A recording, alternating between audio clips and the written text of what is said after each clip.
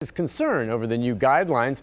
He encourages all Kentuckians to still get tested even if you're asymptomatic and if you're concerned whether you may have the virus. And new information surrounding liability laws in Tennessee as we're trying to get everyone safely back to school. A new law passed during the special session is designed to protect organizations, including schools, from COVID-related lawsuits. But the Tennessee Education Association says the law actually expands the risk of civil suits thanks to a specific clause. Why is that?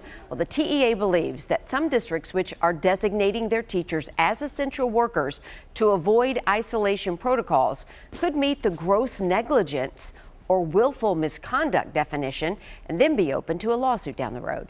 The TEA is urging all districts to follow CDC guidelines. Christian County schools heading back to school safely today. Kids will be taking online classes, though, for the next month. They've posted a meet and greet schedule on their website for kids to meet their teachers. Parents, don't forget, if you need breakfast or lunch for your child, just use the district's free meal pickup service and call your child's school to set all that up. New resources for Kentucky students now available. The state just unveiled a new initiative to provide internet access to low-income homes. The effort comes as schools in the Bluegrass state open with digital learning to prevent the spread of COVID-19 in classrooms. $8 million will be used on the project as right now 32,000 Kentucky students do lack internet in their homes.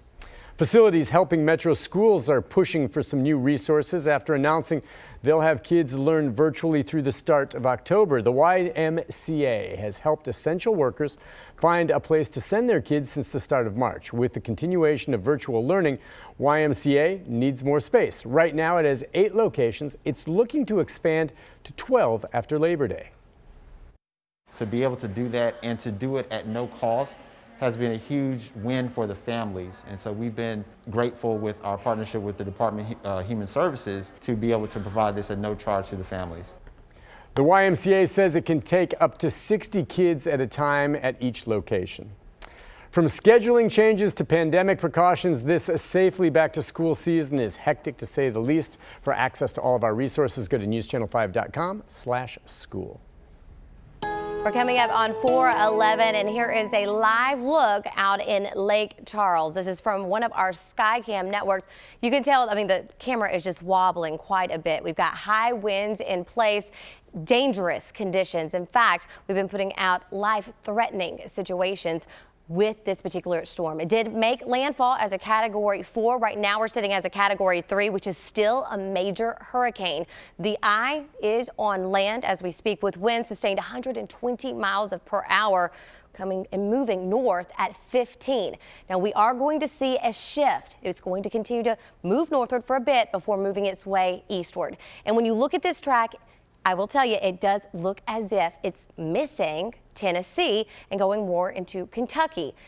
The eye itself is looking to wobble just a bit. Regardless of where the center goes, we're going to be dealing with wind, and we're also going to be dealing with rain. This is a very large storm system.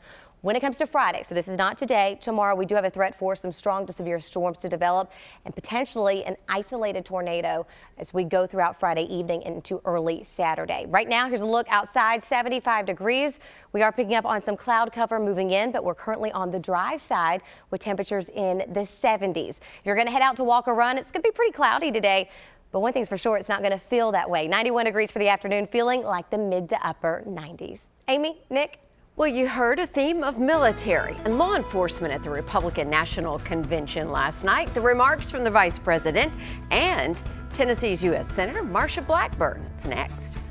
Plus, supporting the Titans, COVID style, how to cheer on the boys in blue, this home opener. We'll have more on that, too, in just a minute.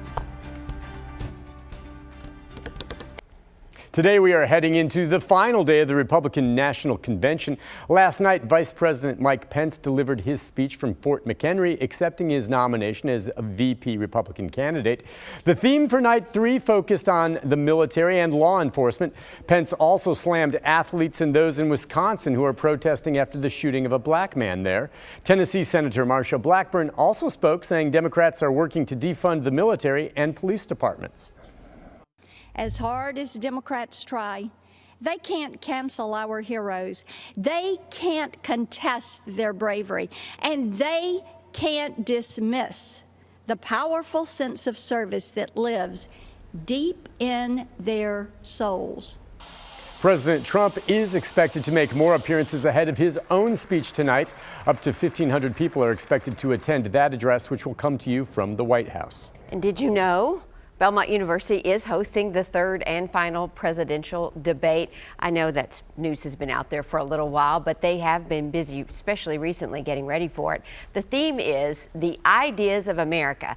There will be a TEDx Nashville presentation along with a Rock the Vote and an event on how social media is impacting political views. And many of them you can watch online. It's set for October 22nd, and that is less than 2 weeks before the election.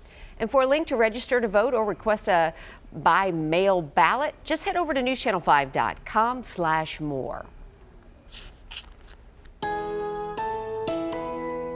Well, this morning, all the talk, of course, is on Hurricane Laura, and it's interesting that it is now on land, okay, but not completely, and it maintains the hurricane force winds. Exactly. And I mean, she's moving so fast that we're still able to hold on to a hurricane type strength. Right now coming in as a Category 3.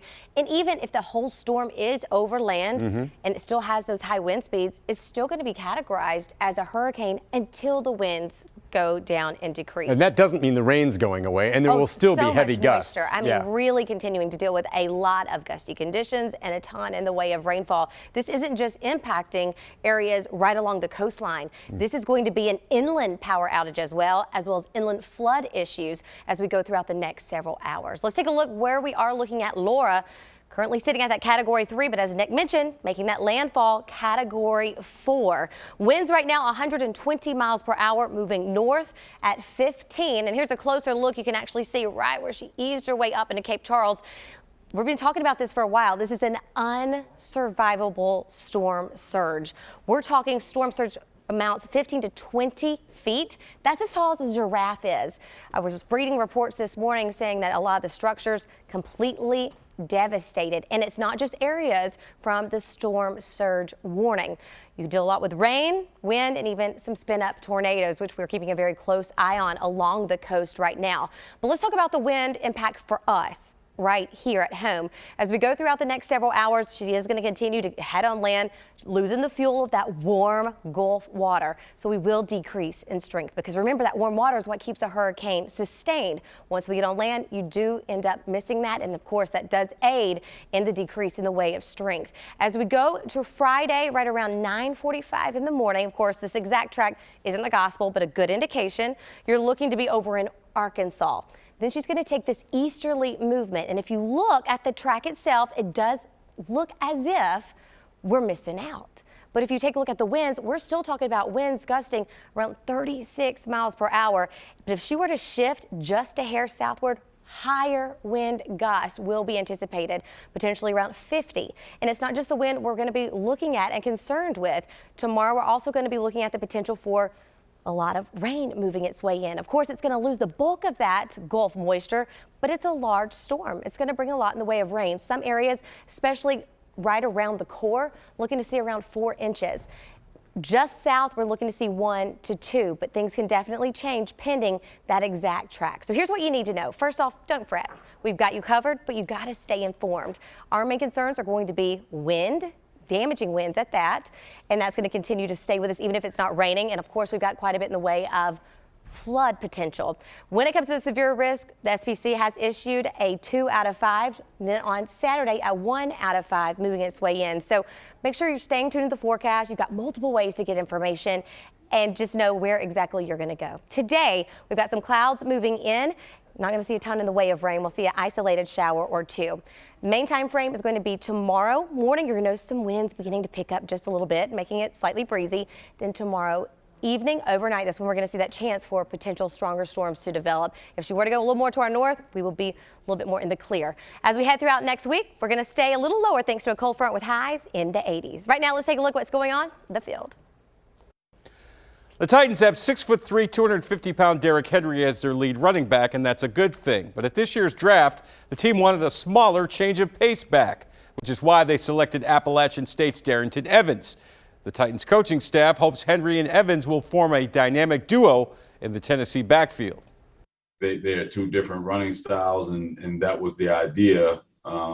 when we looked for a back in the draft, was to get someone that was different from Derek. And he fit, and Darrington fit those things that we were looking for as a staff. On Wednesday, the NBA postponed all 3 playoff games in Orlando. This after the Milwaukee Bucks boycotted their game with the Orlando Magic in protest of the shooting of Jacob Blake this past Sunday in Kenosha, Wisconsin. No word yet if any further games will be affected. Wednesday night's MLS game between Nashville SC and Orlando City would turn out to be the only one played. The league joined forces with the NBA in postponing all other games in recognition of the protest of the shooting of Jacob Blake in Wisconsin. Great start for SC, 15th minute off the free kick. Dave Romney scores on the header to give Nashville a 1-0 lead. 21st minute, here comes Orlando. The cross feed to Chris Muller, who heads it in for the equalizer, 1-1 at the half. Second half, 52nd minute, it's the rookie Daryl Dyke streaking towards the net. He'll boot one home, one of 2 goals on the night for him. Nashville SC falls 3-1, your final. And that's a look at sports on News Channel 5 and NewsChannel5.com. I'm John Burton. Have a great Thursday. All right, you can't be at Nissan Stadium when the Titans play, at least not at the beginning of the season, but your photo could be there. The two-tone blue have cut out fan cutouts in the stands, all right, for their home opener on September 20th against the Jaguars. Now, the cutouts will be placed in the end zone sections. Season ticket members have the opportunity first to buy the cutouts, which are $50 a piece.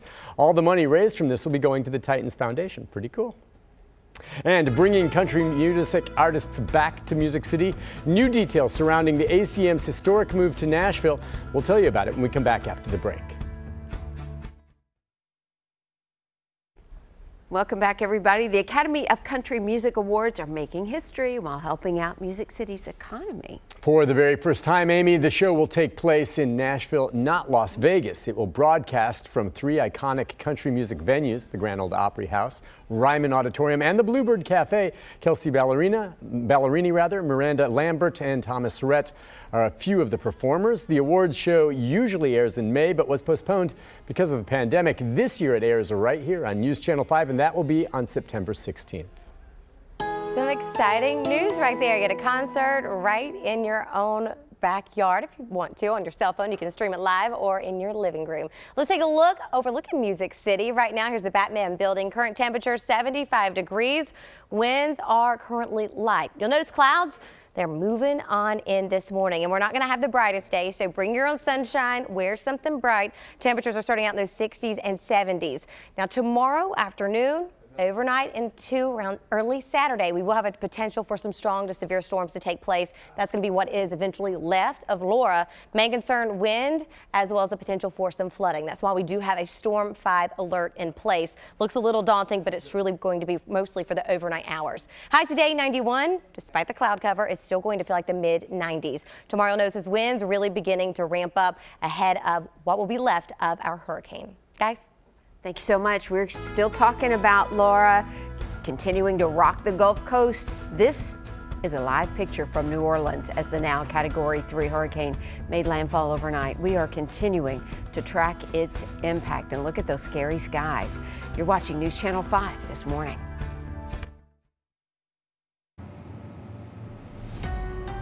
The volunteer state is living up to its name. People from across Tennessee are responding to volunteer to help hurricane evacuees. Athletes join in on the call for change. Their boycott following unrest in Wisconsin. That's coming up. This is News Channel 5 This Morning with Amy Watson, Storm 5 Senior Meteorologist Leland Statham, Storm 5 Meteorologist Nikki D. Ray, 5 Live Traffic with Rebecca Schleicher, and Nick Barris from the 5 Alert Center.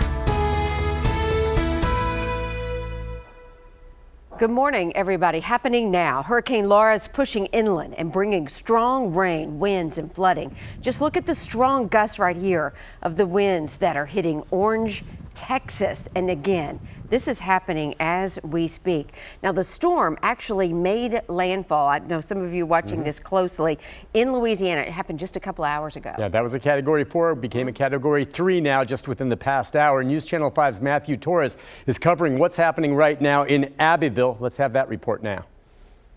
Now that Hurricane Laura has made landfall, it is bringing with it a flood of issues, from countless tornado warnings, flash flood warnings. We are here in Vermilion Parish, where we're feeling that wind really slamming against us. We're just under the balcony and seeing all of the rain move around us.